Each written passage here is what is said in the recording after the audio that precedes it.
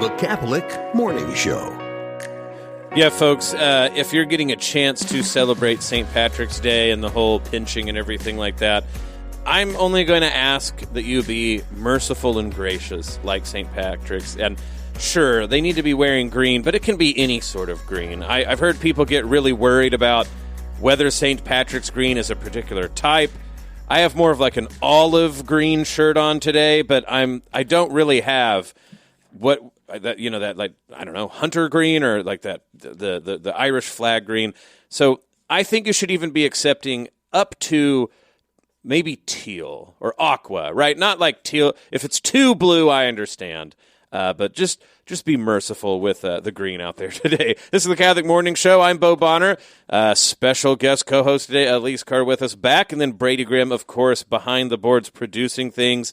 We are trucking along indeed. On the second half of the show, we'll speak with Deb and Dennis Jones. But right now, let's turn to our first guest of the day. Dr. Robert Collins is author and professor of internal medicine at the University of Texas Southwestern Medical Center. His new book, You Visited Me, Grace and Healing in the Modern Medical Center, is what we're talking about today. Dr. Robert, thank you for coming on the Catholic Morning Show.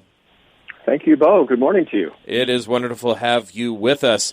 So this is a story about, as it's advertised, an agnostic oncologist, which is a very wonderful phrase in English to say. But beyond that, a story about a growth that occurs in your job. So if you don't mind sort of setting the scene for us, what was the beginning of your life as a doctor, and then how did that grow into what you report in this book?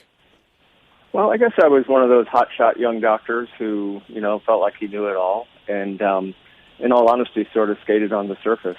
And I had a moment in the research lab that I was working in where just suddenly an insight from basically outside of myself, it just hit me like a brick, that I was on the surface and that I was missing something, deeper and crucial. And this led me to a search for whatever that was. And it eventually led me through a lot of reading and, philosophy and theology and stuff, and essentially to theism and then to Catholicism. But it was much, much more than that. I mean, just a lot of experiences of love, really, from my wife, my children, experiences of nature and art and music, and ultimately, especially, love from my patients.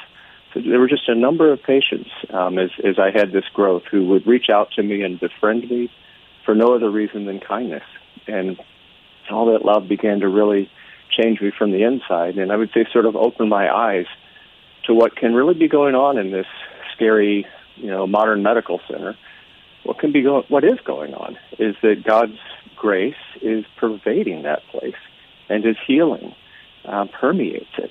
And when your eyes begin to open, you begin to see these beautiful stories of grace unfold in the lives of these patients.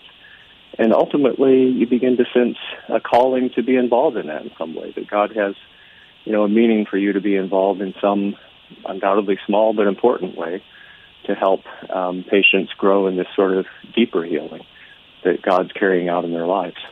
Well, one of my really great friends, Kristen Collier, she's on the back on your book as a blurb. She's a great friend. Mm-hmm. And she says that you reveal how God's quiet presence can break through the most high-tech, sterile settings. I had to, can you tell folks about how that sort of idea is pertinent in this, that there's a setting of the modern medical situation, and there's reasons for it, and there's great successes associated with it, but it's precisely that setting that makes your account even more surprising, right? That is something of a breakthrough rather than something that would arise naturally in a place like that. Yeah, I mean, it is just, as we all know, it's just scary and stark and cold and can feel machine-like and impersonal and unfeeling. And I think when a lot of people think of a major modern medical center, that's sort of what they think about. But in that place of fear and suffering and death, that would be where God's love is most needed. And so what I find is that is, in fact, where God's love is, most present.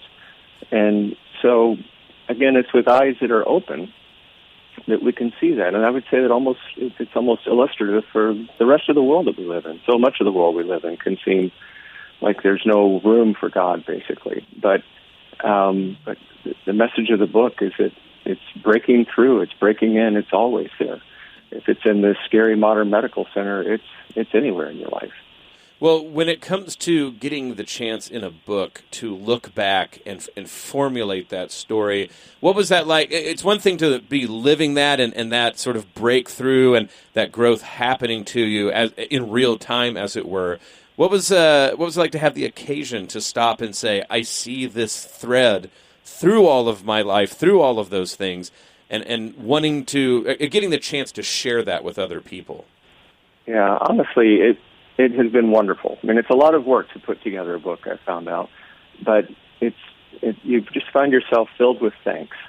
And as I look back at all this, I can see all these ways that God came into my life and opened my eyes, and then see how he was working in the lives of all these patients and then calling me to help out in that.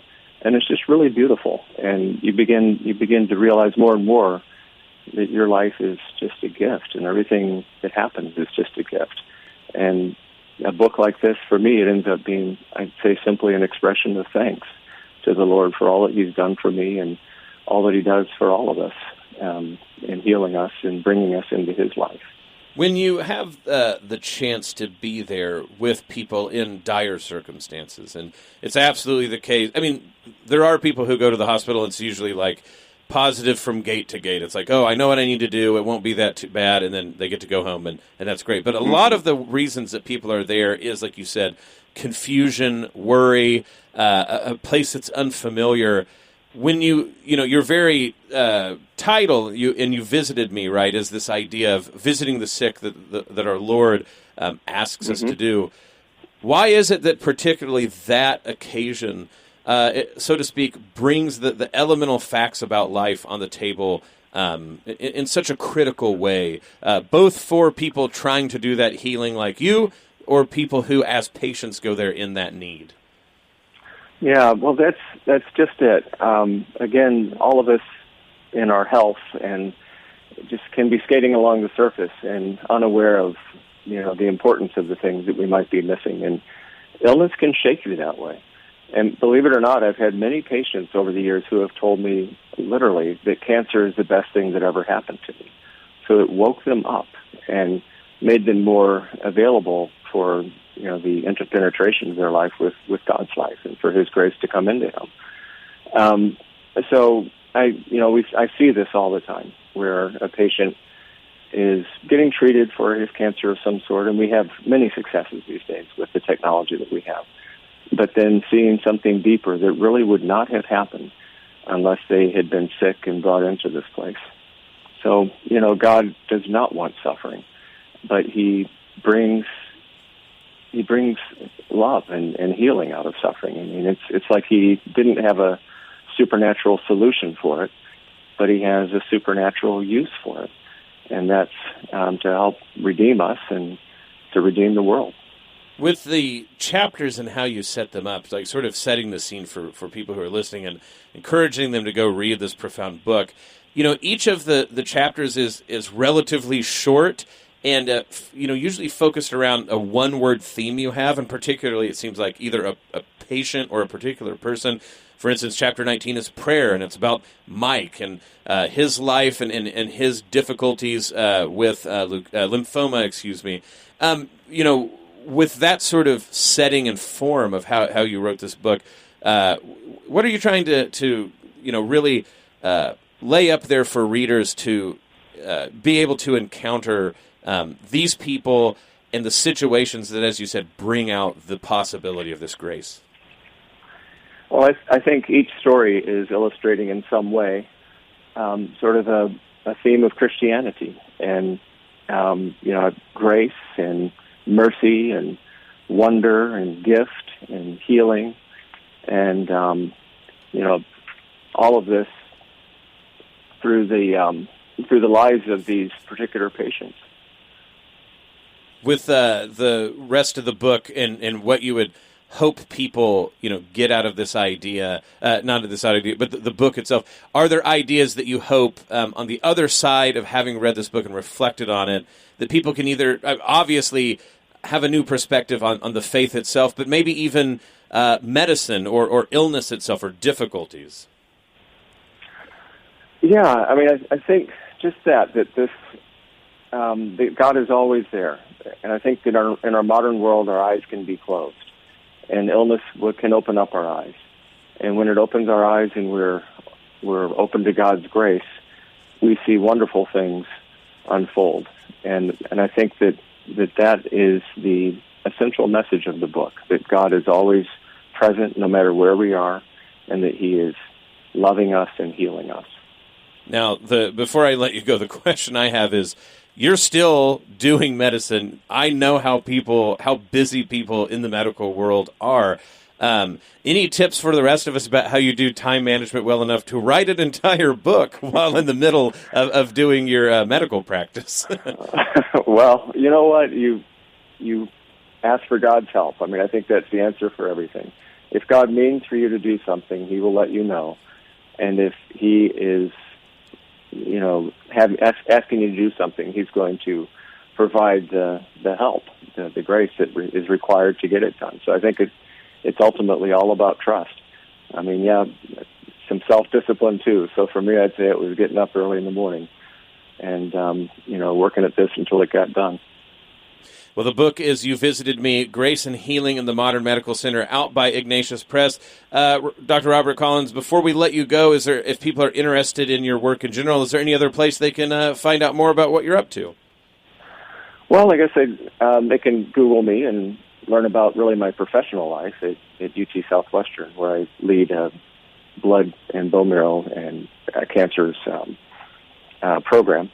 But to learn more about my faith life, I can't think of any better place than to pick up this book, which is available through Amazon.com or Ignatius.com. Absolutely wonderful. Dr. Robert Collins, author and professor of internal medicine at the University of Texas Southwestern Medical Center.